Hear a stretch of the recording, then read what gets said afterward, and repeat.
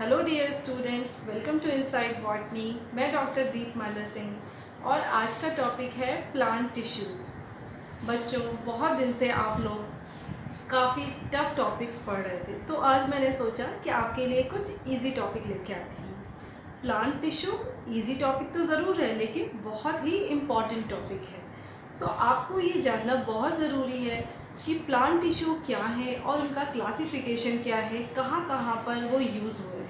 Plant tissues से भी बहुत सारे क्वेश्चंस आते हैं। आपको पता है कि एनाटॉमी प्लांट टिश्यू की जानकारी के बिना आप नहीं समझ सकते हैं। So let's begin plant tissues.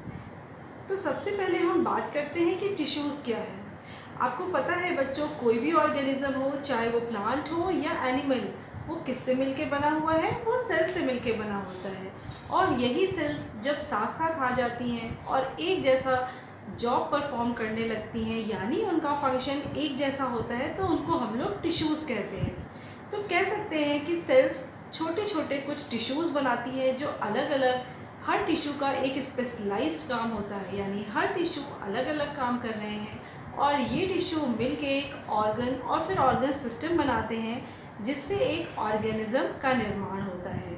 So the group of cells performing same function and normally they share same origin also. लेकिन ये ज़रूरी नहीं है कि ओरिजिन सेम हो, पर हाँ, उनका फंक्शन सेम होना बहुत ज़रूरी है, तभी हम उनको एक टिश्यू की कैटेगरी में रखते हैं। तो अगर हम प्लांट टिश्यू की बात करें तो हम इसे डिवाइड कर सकते हैं meristematic and permanent tissue. Meristematic वो टिश्यूज़ होते हैं जिनको हम कह सकते हैं फर्स्ट फॉर्म टिश्यूज़ हैं, इमैच्योर सेल से बने हुए हैं और ये हाईली और कंटिन्यूसली डिवाइड होते जा रहे हैं।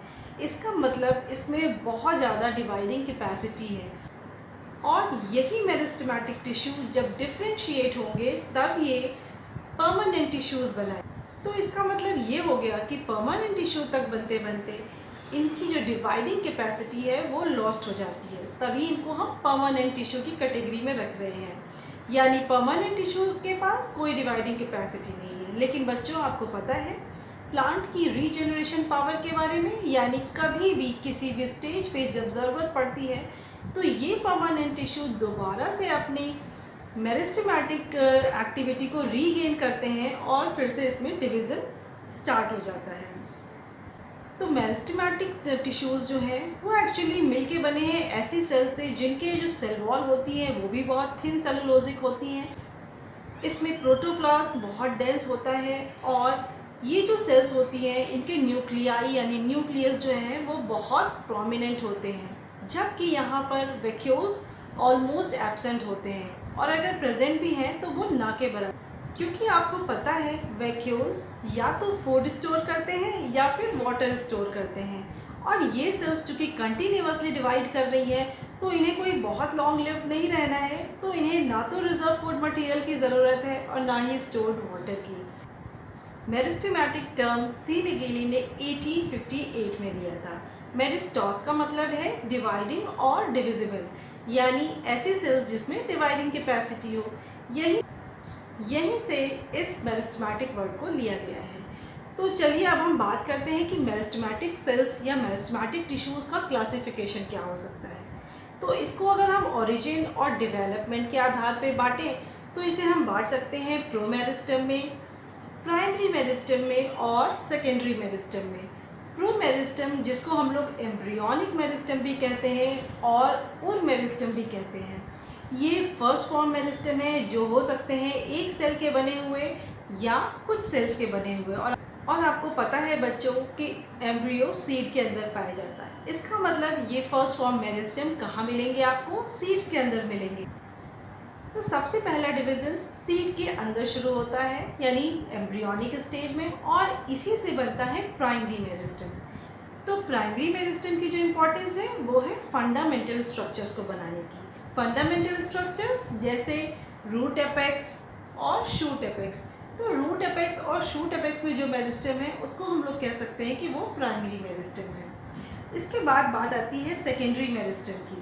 सेकेंडरी मेरिस्टम का नाम सेकेंडरी क्यों है? क्योंकि इसका कोई भी रिलेशन डायरेक्ट मेरिस्टम से नहीं है। यहाँ पर हम कह सकते हैं ये सेकेंडरी मेरिस्टम जो बन रहे हैं ये परमानेंट टिश्यूज से बन रहे हैं। तो अगर हम इसको इस तरह समझें कि प्रोमेरिस्टेम पहले आया, उसके बाद उससे बना प्राइमरी मेरिस्टेम, प्राइमरी मेरिस्टेम से बने कुछ फंडामेंटल स्ट्रक्चर्स, और वो फंडामेंटल स्ट्रक्चर डिफ्रेंशिएट हुए, मैच्योर हुए और वो बने परमानेंट टिश्यू। ये परमानेंट टिश्यू जब अपनी डिवाइडिंग कैपेसिटी रीगेन करते हैं तो उसको हम लोग कहते हैं सेकेंडरी मेरिस्टेम। ये सेकेंडरी मेरिस्टेम इम्पॉर्टेंट होते हैं क्योंकि ये एक तरह के रिपेयर टिश्यूज़ हैं। कॉर्ड कैम्बियम भी एक अच्छा एग्जाम्पल है सेकेंडरी मेरिस्टेम का। कॉर्ड कैम्बियम आपको पता है लेट स्टेजेस में पैदा होते हैं और ये सेकेंडरी टिश्यूज़ जैसे कॉर्टेक्स बनाने में यूटिलाइज होता है। यहाँ पर एक बात ध्यान रखने की है बच्चों कि कैम्बियम को हम इसमें से किसी कैटेगरी में नहीं रख रहे हैं, क्योंकि कैम्बियम जो है वो एक्चुअली प्राइमरी मेरिस्टेम से ही डेवलप हुआ है, कह सकते हैं एपिकल मेरिस्टेम से डेवलप हुआ है, और लेकिन ये बहुत लेट स्टेज में सामने आता है। यानी जब पूरा स्टेम या पूरा सेल्स बन चुकी हैं तब ये कहीं हमें कैम्बियम की एक्टिविटी दिखाई देती है। और आपको पता है कि कैम्बियम की एक्टिविटी एसोसिएटेड है सेकेंडरी ग्रोथ से। सेकेंडरी ग्रोथ जो है वो प्लांट को गर्थ में बढ़ाने के लिए यूज़ होता है। तो कैम्बियम एक तो बहुत लेट स्टेज में दिखाई दे रहा है और वो भी बहुत स्पेशलाइज्ड स्ट्रक्चर है, यानी कि हर प्लांट में कैम्बियम रिपोर्ट भी नहीं किया गया है। आपको पता है कि मोस्ट ऑफ द मोनोकॉट्स जो है वो सेकेंडरी ग्रोथ नहीं शो करते हैं, जबकि कुछ डाइकॉट्स भी हैं जो सेकेंडरी ग्रोथ नहीं शो करते हैं। हाँ, एक्सेप्शन के लिए कुछ मोनोकॉट्स में सेकेंडरी ग्रोथ पाई जाती है। इसके बाद हम बात करते हैं पोजीशन के आधार पे, यानी कहाँ पर ये मेरिस्टेम्स पाए जा रहे हैं। तो पोजीशन के आधार पे हम इन्हें 3 भागों में अगेन डिवाइड कर सकते हैं: एपिकल मेरिस्टेम, इंटरकैलरी मेरिस्टेम और लेटरल मेरिस्टेम। एपिकल मेरिस्टेम यानी जो रूट और शूट की अपेक्स में पाए जाते हैं।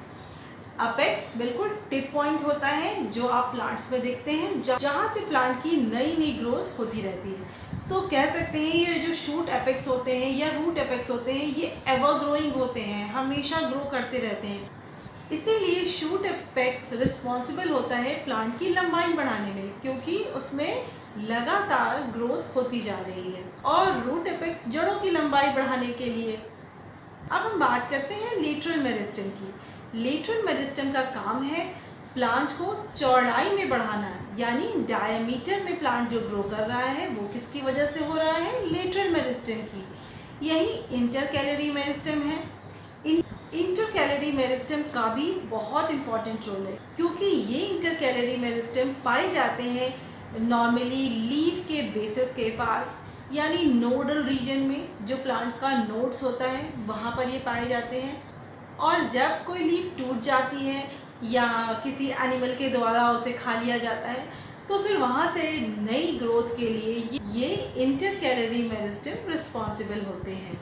अगर हम प्लेन ऑफ डिवीज़न की बात करें तो इसके बेसिस पे भी हम मेरिस्टेमेटिक टिश्यूज़ को डिवाइड कर सकते हैं in the mass meristem, plate meristem and rib meristem. Mass meristem ये लगभग ऑलमोस्ट आप कह सकते हैं कि हर प्लेन में डिवाइड करता है, यानी मिनिमम इसमें 3 प्लेन्स ऑफ डिवीज़न होना चाहिए और मैक्सिमम जितने भी प्लेन्स में 6 प्लेन्स में ये डिवाइड कर सकता है। उसके बाद हम बात करते हैं प्लेट मेरिस्टेम की। प्लेट मेरिस्टेम जो है इसमें डिविजन्स के प्लेन क्या हैं?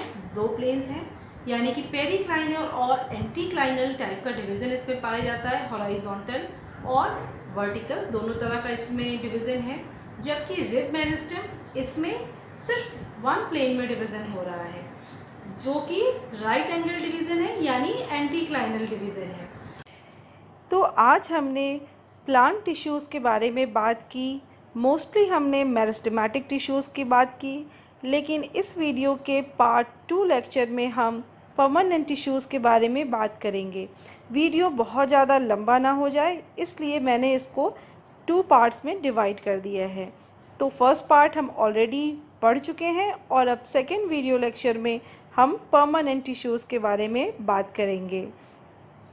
तब तक के लिए stay safe, stay happy and be blessed. Bye bye.